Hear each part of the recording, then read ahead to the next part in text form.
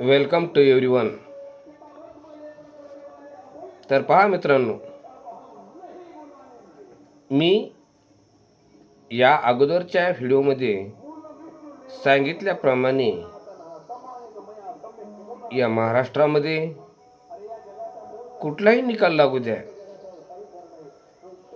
त्या निकालामध्ये मुली ह्या फक्त अग्रस्थानी दिसतील. प्रथम क्रमांकावर जर कोणी असेल तर या मुली असतील. तर पहा, आजच आपल्या महाराष्ट्रातील इयत्ता 12वीचा निकाल लागलेला आहे. या 12वी शाखेतील विज्ञान शाखेतील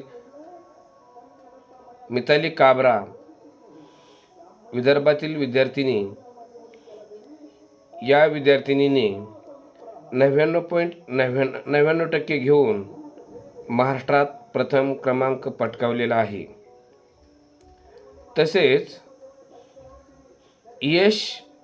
यशामध्ये जर अग्रक्रमाने जर कोण असतील हे जर पाहिलं तर या निकालामध्ये अग्रक्रमाने मुलींचीच संख्या जास्त आहे.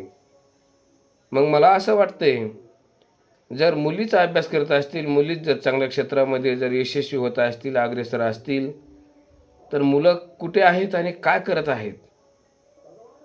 तसेच मित्रांनो,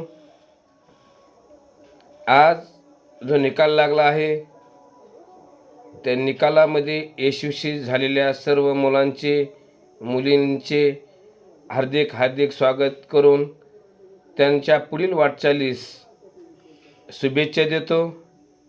आणि सर्वात प्रथम म्हणजे मला या निकालाच्या निमित्ताने असं सांगावंसं वाटेल की या निकालामध्ये जे कोणी यशस्वी झाले असतील तर त्यांना तर शुभेच्छा आहेत, त्यांना मी शुभेच्छा देईलच. परंतु जर कोणी या निकालामध्ये अपयशी आला असेल, अयशस्वी झाला असेल, नापास झाला असेल, त्यांच्यासाठी सुद्धा मी शुभेच्छा देतो. त्यांना शुभेच्छा यासाठी की मित्रांनो, आज तुम्ही अयशस्वी झालात तर नाराज होऊ नका, डिप्रेशनमध्ये जाऊ नका. कारण या निकालापेक्षाही, या यश आणि अपयशापेक्षाही आपल्याला आपलं जीवन महत्त्वाचं आहे. आणि हे जीवन महत्त्वाचं असल्यामुळं खचून कधीच जायचं नाही. आयुष्य खूप सुंदर आहे आणि ते सुंदरतेने जगायला शिका. शिक्षण हा काय आयुष्यातील शेवटचा पर्याय नाही. तुम्ही कितीही शिकलात आणि कितीही ज्ञानी झालात तरी माणसाला कुठेतरी एखादा व्यवसाय, एखादी नोकरी पोटासाठी करावीच लागते. ज्ञानाने पोट भरत नाही. म्हणून मी अपयशी झालेल्या विद्यार्थ्यांना सुद्धा मनापासून शुभेच्छा देतो. मनापासून शुभेच्छा याच्यासाठीच की जे कोणी 12वीच्या परीक्षेमध्ये उत्तीर्ण झालेले असतील, ही हुशार मुलं, प्रथम येणारी मुलं, पास होणारी मुलं, ही अभ्यास करून कुठंतरी नोकरी करतील. आणि अपयश किंवा नापास झालेल्या विद्यार्थ्यांना मी सांगेल की तुम्ही स्वतःचा व्यवसाय करून मालक व्हा. म्हणजे पास होऊन नोकरी करण्यापेक्षा, कोणाचा तरी नोकर किंवा कोणाचा तरी गुलाम होण्यापेक्षा तुम्ही नापास होऊन, अपयशी होऊन स्वतः मालक बनू शकता. म्हणून या दोघांनाही मनापासून शुभेच्छा, भावी वाटचालीसाठी शुभेच्छा. तसेच मित्रांनो, हे झाला बोलण्याचा विषय. परंतु कोणत्याही क्षेत्रामध्ये, कोणत्याही भागामध्ये जर आपल्याला यशस्वी व्हायचं असेल, आपलं नाव चमकवायचं असेल, आपल्याला कुठंतरी अस्तित्व निर्माण करायचं असेल, तर सर्वात शिक्षण हे महत्त्वाचं आहे.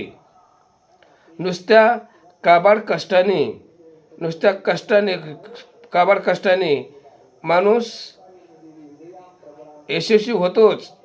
कारण कोणत्याही क्षेत्रात कष्ट केल्याशिवाय यश नाही.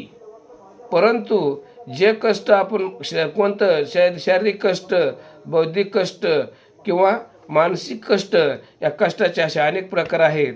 या कष्टापैकी कोणतं कष्ट आपण करायचं हे सुद्धा महत्त्वाचं आहे. आणि हे कष्ट करत असताना प्रत्येकजण आपापल्या क्षेत्रामध्ये कष्टच करत आहे.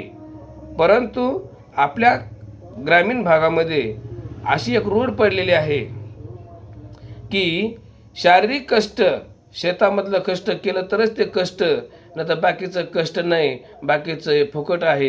पण मित्रांनो, तसं नाही. शेतातच कष्ट नाही. प्रत्येकजण जे काही आपलं काम करतो, प्रत्येकजण जे काय आपलं यशस्वी होण्याचा प्रयत्न करतो, त्यासाठी प्रत्येक ठिकाणी कष्टच आहे. जसे की शाळेमध्ये अभ्यास करणे हे त्याचं कष्ट आहे, तसं शिकणे हे कष्ट आहे. जसं की एका दुकानामध्ये नुसतं बसणे आणि त्यानंतर त्या वस्तू विकत देणे हे कष्टच आहे. त्याचप्रमाणे आपण जर आता सैनिकाला बंदूक फिरणे हे कष्टच आहे, ड्रायव्हरला गाडी चालवणे तर कष्टच आहे, त्या लोकांना करणे हे सुद्धा कष्टच आहे, बैठका घेणे, अटेंड करणे आणि याचे पुढचे कष्ट आहे. अशा प्रकारे प्रत्येक व्यवसायामध्ये त्याच्या परीने कष्टच आहे.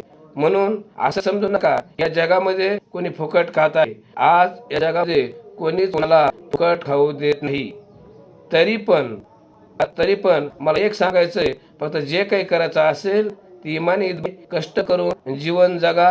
जय हिंद, जय महाराष्ट्र. या निमित्ताने मी एवढेच सांगू इच्छितो.